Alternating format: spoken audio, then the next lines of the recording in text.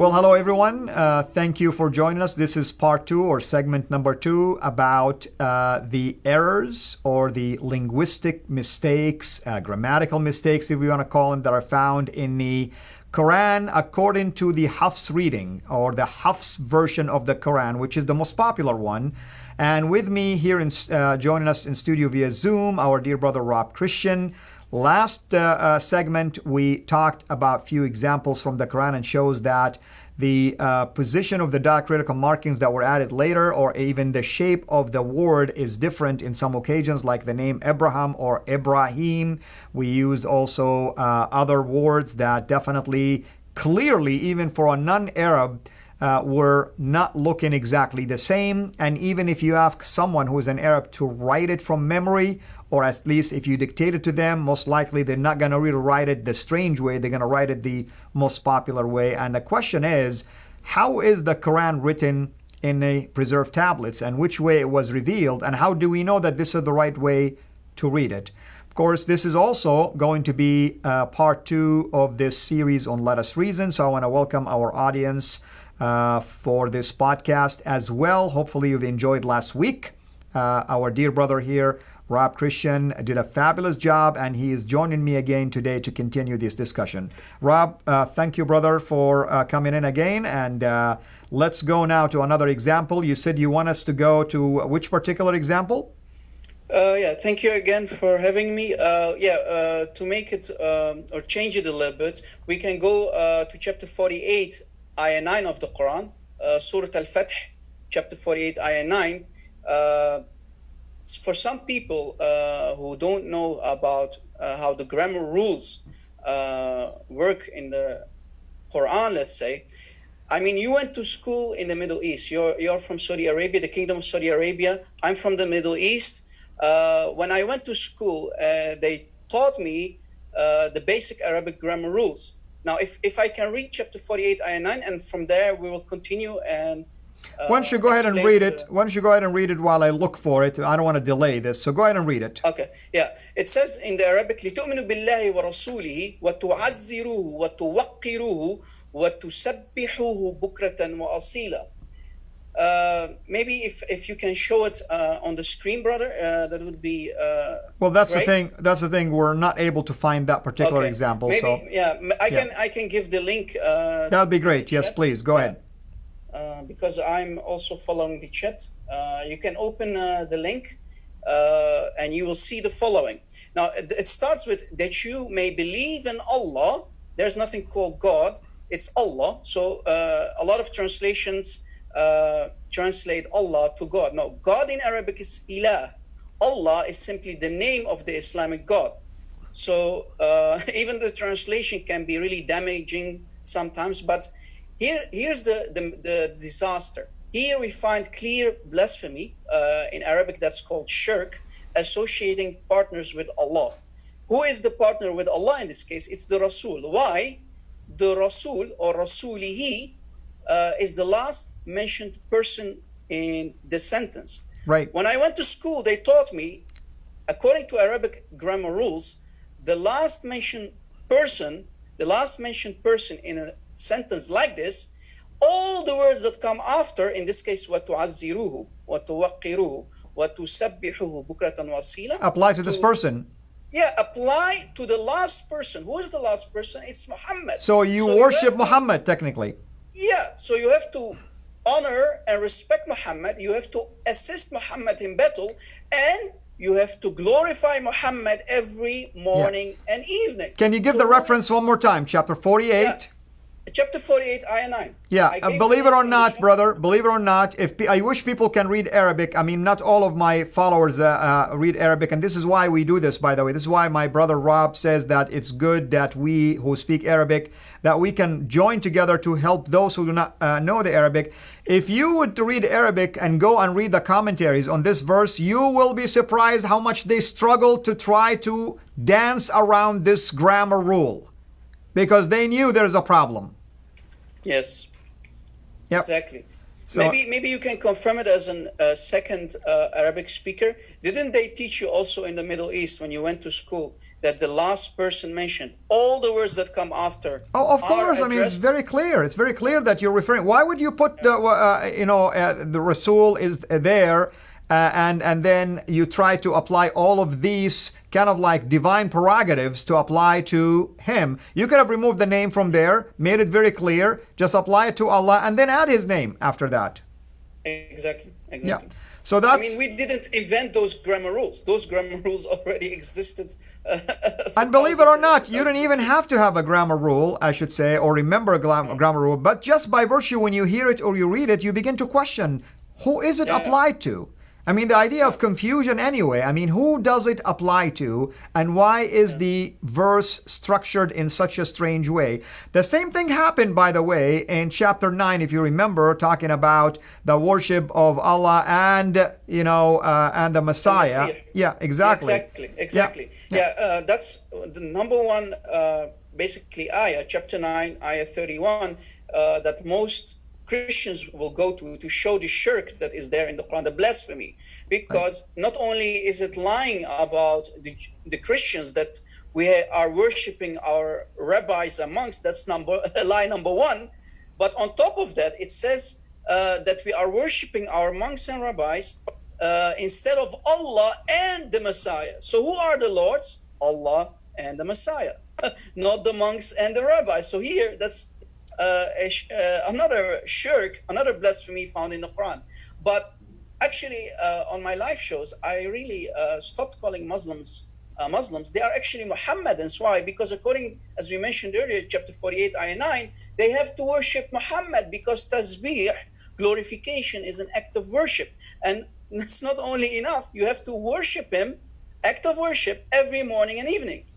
That's right. That's right. And again, hopefully everybody's enjoying this, show and enjoying also this podcast, because we're talking about some serious issues here. Now, if you're not an Arab speaker, you may think of us just wasting your time right now with stuff that you are unable to comprehend. We're going to do our best, of course, to explain to you what's going on. But in the Quran, and oftentimes in the same verse, by the way, you'll find words that are written in different ways. The structure of the word, the rasm in Arabic, is done differently. And even an Arab speaker, if they do not see it and you try to pronounce it to them, they may write it differently because they will write it the way that it should be written versus the way that the Quran actually is trying to write it. And that's really the problem that we're faced with. Supposedly the Quran is preserved in those tablets in heaven, and it was revealed from Allah to Muhammad through the mouth of Gabriel, and then it was memorized and written down. And yet when you look at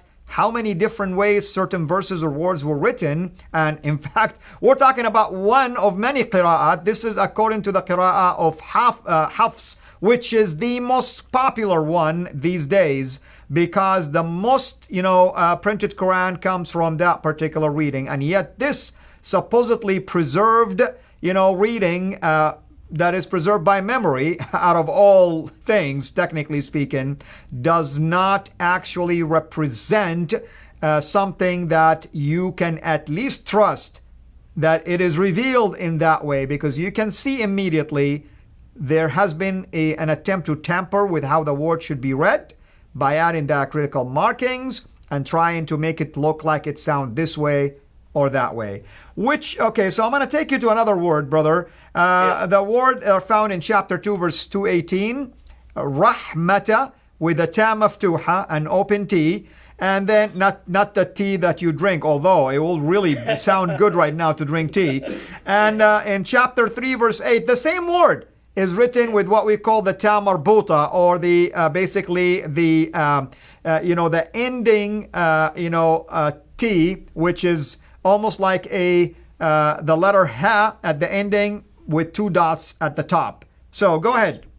Yeah, brother, this is really damaging. Again, if Allah claims to be the God of the Quran, and Muslims always have claimed no dot, no letter has been changed for the last 1400 years in the Quran, well, here is a damaging proof that Allah cannot have a cake and eat it too. This is, like you said, the same word, same way to pronounce it. Rahmata, it means mercy.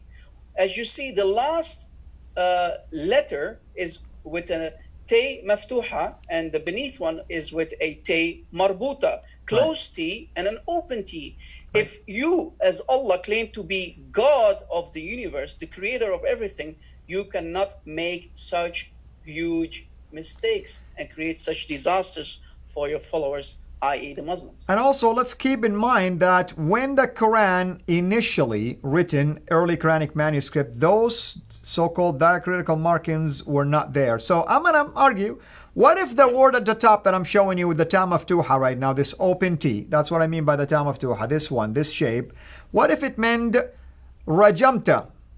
What if there was a dot actually right here, and it's not there anymore? What if it meant this way? Because you can read it that way, and it makes sense to write it this way, actually, if it was rajamta versus rahmata. In fact, if you ask anyone to write the word rahma, guess what? This is how they're going to write it, because they're not going to write it for you with this open T.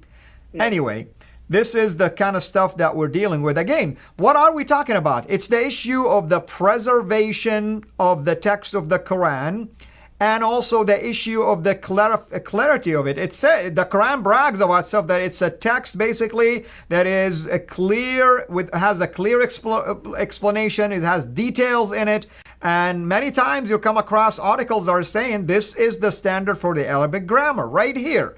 This book, if you want to learn about the Arabic grammar rules, you go to this book and you learn. Does this look like a grammar rule that could be followed if there is two different ways of writing it and you have so many explanations about it?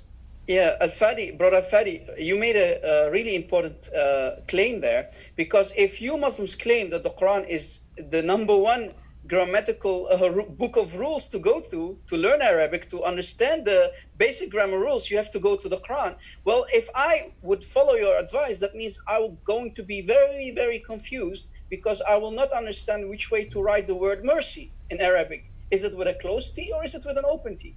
That's right. That's right. Exactly. Let's go to another example, brother.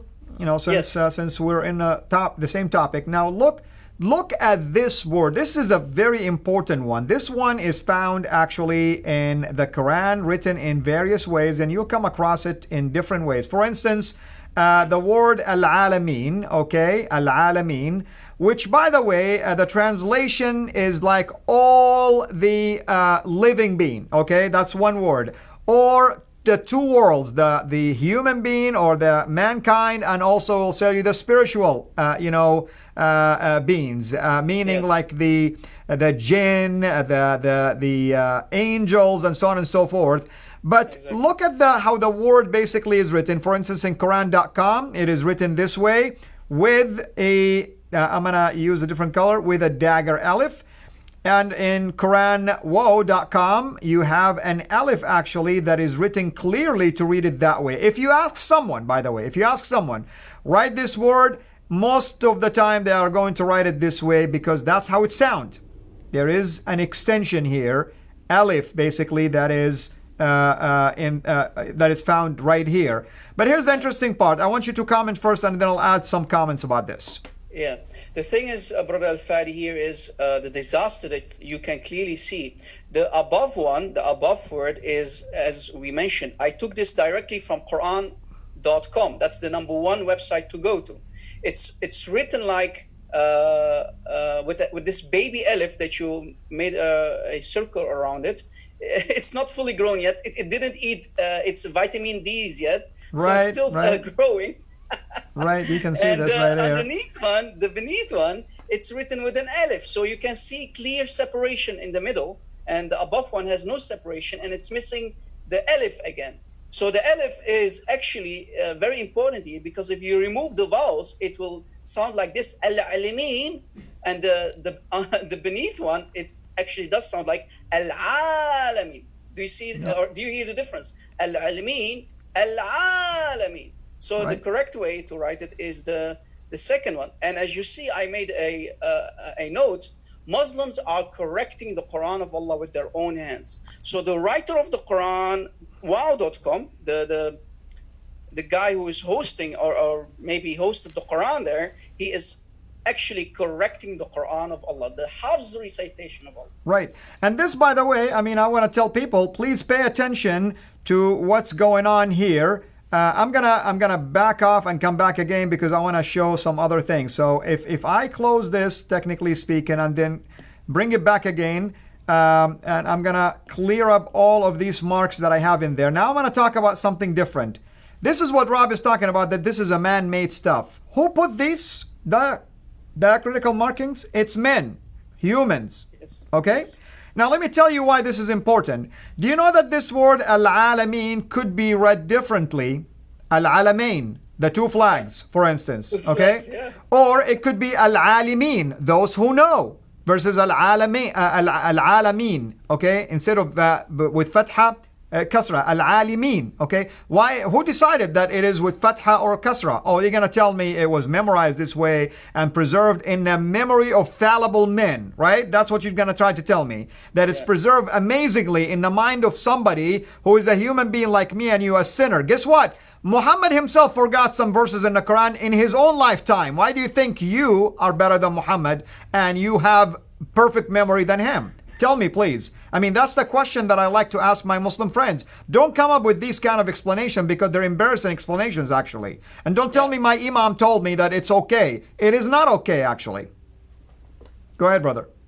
Yeah, as you heard, brother Al-Fadi, actually, if you remove the vowels, the things that are on top or on beneath, it becomes a totally different word. It sounds different. It's written differently. So Muslims actually started to correct the Quran. And as you see, the deception, the taqiyya from two different websites, I wrote it in blue.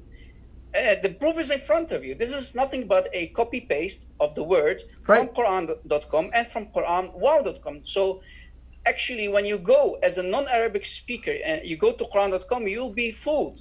If you see another website, what's happening here, right?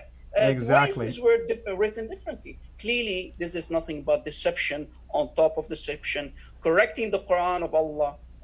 Actually, disaster on top of disaster. And this is why, I mean, if you're joining in right now, by the way, this is Let Us Reason, and we're doing part 2 of the episode that we started last week on the grammatical errors or the errors in writing, if you wish, that are found in the Quran according to the reading of Hafs, one of the most popular readings of the Quran, the most published probably copy of the Quran that is found in most of the Muslim world. And we're pinpointing, myself and my guest here, Rob Christian, who is, by the way, an Arab speaker as well, that there are some grammatical errors or at least problems in the way the letters were written, and there is an attempt to fix that by adding things to clarify how it should be pronounced, or sometimes the same word is written in two different ways. Now, somebody might argue it still means the same. Well, we don't know. It means the same today because somebody made an effort to correct it to look that way or to appear to be pronounced that way, but we don't know how it was pronounced previously. But this is my appeal right now to my Muslim friends who are watching or will end up watching this, or hopefully some of you will share it with them. Brothers and sisters, we really beg of you to go and examine these things for yourself. Don't listen to me or Rob. Go and examine it for yourself and ask yourself this question. Does this look like a preserved text to you? Does this look like a perfect text to you? Or does this look like a text that is being manipulated with and corrected by mere men like me and you, human being, mankind?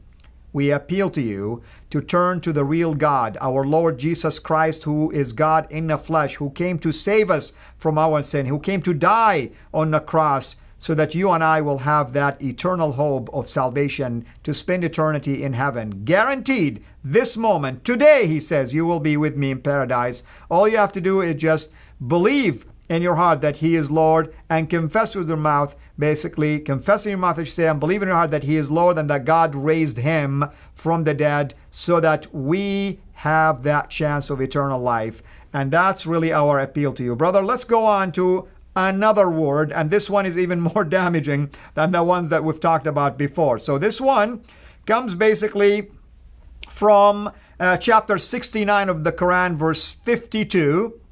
And it's the word bism, and the other time it's written bi'ism with an alif. You can see that, okay? Yeah. So, brother, why don't you elaborate on this?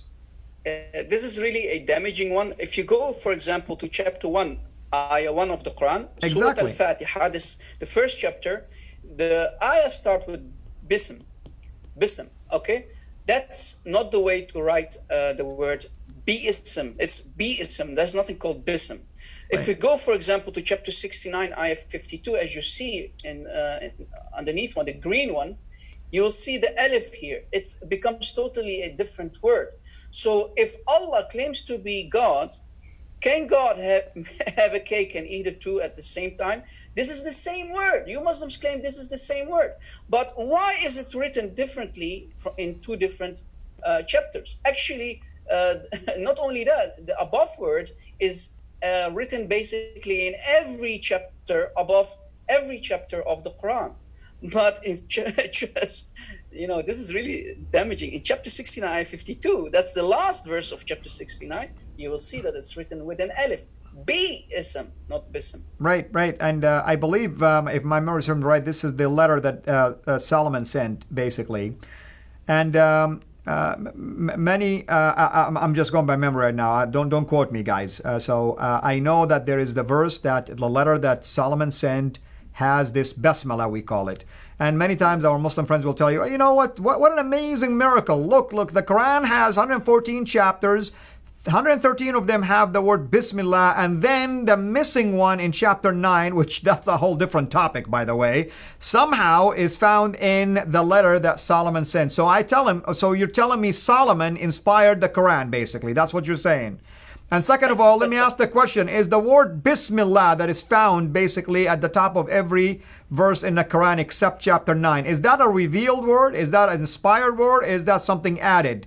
And there we get into a debate usually as a result of this. The answer most of the time would be Allahu A'lam. Allah knows best. Okay, of course, Allah and His Messenger know best. The problem is they don't know anything and they got you in a predicament. That's a problem. I mean, I need the Muslims to focus here. If you really care about your salvation, if you really are sincere Muslim, we are looking for the sincere Muslims here, the ones who are really seekers of the truth, and only the truth can set you free. Can Allah claim to be God and write the same word in a different way? How is this possible? Or should we ask Allah to go back to school and learn basic Arabic yet again? Brother, maybe we can show them, for example, one of the 99 names of Allah, Al-Malik. Yes, let me go there. I think, yes, Malik Yawmiddin. Okay, so I'm going to go there. This one is damaging big time. In fact, I had one of the Muslim apologists just go nuts when I mentioned it. And I'm not going to mention names because I don't want to give anybody any endorsement because basically they go around mouthing people, attacking people, character assassination, and do all that kind of stuff. Okay? So nevertheless, let's go ahead and show them. I'm showing it right now for them. This is found also in chapter 1, by the way, Surah Al-Fatiha. So please look at the two ways of writing it. The one at the top, I'm talking to my audience right now and viewers. The one at the top and the one at the bottom, Maliki Yawmiddin, the possessor of the day of judgment. Okay? And the one at the bottom says Maliki, the one that at the bottom, Malik Yawmiddin with an alif. But do you know that you can read it also differently? Malik Yawmiddin, the king of the day of judgment. Yeah, but brother, here comes the disaster, brother Fadi. This is not a different recitation. This is still the Hafs Quran. We're not talking about a Warsh. We are not talking about Qalun. We are still talking about the Hafs version. Right. The Muslims claim that the Hafs version is Malik, and the Warsh version says Malik. But this is both one and the same recitation. This is Hafs. Right. We're still talking about the Hafs. Quranwow.com is a Hafs recitation. Quran.com is still a Hafs recitation. Can Allah have a cake and eat it too and write His own name? This is one of the 99 names of Allah. Exactly. And you know what? There is a third reading, and you'll find that the reading of Abu Hanifa and Nu'man, who's the founder of the Hanafi school, by the way, read it as Malaka Yawmuddin. You know what that means? He was given possession of the day of judgment. Who gave him possession? Who gave him possession of this? And they tell you, oh, no, this is like a blasphemy. Well, I don't know about blasphemy. Abu Hanifa Nu'man lived close to the time of the Prophet, so he actually interacted with some of the Sahaba and the Tabi'een. So he was right there at that time, and he thought it was the appropriate way of reading it because he heard it from somebody probably. He wrote it in his own ways of reading. So I'm telling you, folks, there is so many problems as you have seen so far. And we went just through a few examples. I mean, there is tons of it. In fact, I'm going to invite my brother here in the future to do even episodes about this, not just a live show, because we want to document all of this for you so that you can go to it one by one and begin to share these kind of things with your Muslim friends when you interact with them, especially when they attack the Bible and the preservation of the Bible and the authenticity of the Bible and the inerrancy of the Bible. You get the message, right? So you cannot really, if you're living in a glass house, don't throw rocks at us because we have boulders here. If we throw one of them, it's going to destroy everything that you have. So nevertheless, I'm so thankful for you, brother. I'll give you the last word before we close. Yeah, before we go there, Brother Al-Fadi, are you telling me that someone else gave Allah the possession? Believe it or not, brother, go and search Abu Hanifa Nu'man reading about this and you'll be surprised. In fact, there is more than one person that claimed this reading actually. If you go to tafsir.com and go to this particular verse and go through, if you have the patience to go through all of these basically documented commentaries that can put you to sleep, you'll come across these phrases in there. So basically we can say that there are not one but two Allahs, Allah number one and Allah number two. One is giving the possession of the last hour or last day, let's say, to Allah number two. That's right. And he did declare himself that he's an heir. He did declare himself in the Quran as an heir. Yes. So that tells us all. So brother, thank you so much for being with us. Thank you for those who have joined us in this podcast, Let Us Reason. And thank you for our viewers who are watching us right now live on Facebook. If you want to go back to this episode, you can go to the post on Facebook, basically at my page, alfadi.com. I'm sorry, Alfadi, I say alfadi.com, alfadi.CIRA, CIRA. It's been a long day, by the way. Alfadi.CIRA, and go to the post for December 19th, and you'll be able to watch this particular one. Or you can go to our website, CIRA International, and go to the section about Let Us Reason, and you'll be able to find this one as well. And we thank our dear brother for being with us here. Remember to go to his YouTube channel, Rob Christian, and subscribe to it, and go to mine, CIRA International, and subscribe to it. And we pray that you will consider even supporting both of us through Patreon or any other means that are available on these two different sites. Now, for those of you who are on the live basically stream, please stay on with us. We are going to close the podcast and jump into the live stream one more time. So thank you so much, and God bless. God bless. Thank you. Okay. Still live. Okay, brother. Now we are just interacting with the live, Facebook. Let's see if you're able to look at it right now. So let's see if there are some questions in there. For God's sake, if there's anybody else, besides our brother Hader, who's asking all these questions, we want more people to ask. So thank you, brother, for asking all these questions or making these comments. Anyone else have any questions for us so that we can interact with you? We have Rob with us here, so take advantage of that. Now, brother, what are some of the, pushbacks or arguments that you've heard or objections concerning issues like this that you have heard so far? Well, they always come with the fact that the Quran is transmitted orally. We don't need the Quran in a book form. But wait a second. Let's say we have 10 people, right? You place them one after another. If you tell the first guy a story, by the time that it reaches this 10th guy, it will be distorted, it will be corrupted. So what about 1400 of years, right? So how can you preserve something that is orally if you don't document? So they can't they can't play that game with us anymore. We are not falling for that taqiyya anymore. Right. It cannot work through orally because humans tend to forget something. And you said that earlier. You made a really important claim. Muhammad himself used to forget ayahs. People used to come to tell him about ayahs that he forgot. He said, thank you for reminding me about that ayah. So if Muhammad himself used to forget ayahs, what about the many Sahaba who died in that battle, and many ayahs were lost in that battle. So they took those ayahs of Allah with them in death. Right. And Muhammad himself mentioned to go to 4 people. Two of them is Ubay ibn Ka'b, and the number 1 guy, Ibn Mas'ud. Now, Ibn Mas'ud, his Quran used to be 111 chapters. Ubay ibn Ka'b had 116 chapters. But Zayd ibn Thabit, who was ordered by Uthman to collect the Quran, right, his Quranic Mus'haf had only 114 chapters. Correct. So which Quran are you talking about? Are you talking about the 116 chapter of Ubay? Maybe the Ibn Mas'ud, the number 1 guy that Muhammad himself told you to go to, he had only 111 chapters. He did not include Surah Al-Fatiha, by the way, because according to him, it's only a prayer. That's right. And he didn't include chapter 112, 113 and 114. He also believed it was a prayer. And in that case, a prayer to cast out basically the magic, that was basically on the Prophet himself, to fin it off, because he was... Yeah, exactly. Yeah. So which Quran are you talking about? Which Quran actually did you memorize orally through all these years? Is it the 111 chapters? Is it the 114 chapters, or the 116 chapters? That's right.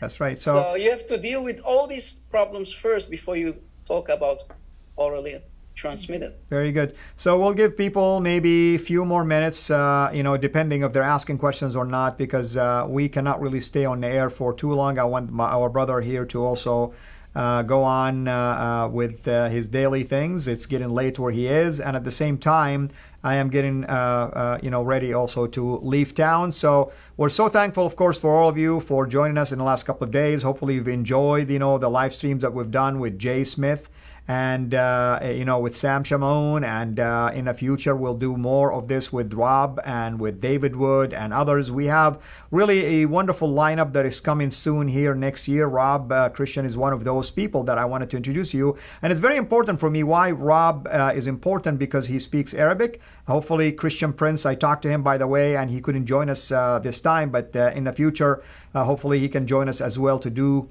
some work with us as well, whether he and I, or he and I and Rob and others, because that's important for us to present to you as Arab speakers some of these problems that are found in the Quran, or also in the teachings of Islam, that are exclusively mentioned usually in the primary sources in Arabic, where you cannot find them actually in English or translated in English, simply because there is lack of resources that are available in English, or there is fear of translating it and publishing it and exposing some of the errors or the problems that are found in it. So this is why we hope that you find these live streams to be helpful. Use them, post them, share them, and learn from them. Send us comment. We welcome any ideas or suggestions about things that you guys are coming across in your witness. And brother, I hope you can join us again as well in the future to do more and more of things that you're passionate about. I know you've done, I think you did also some topics about this. Did you ever debate anyone about these topics,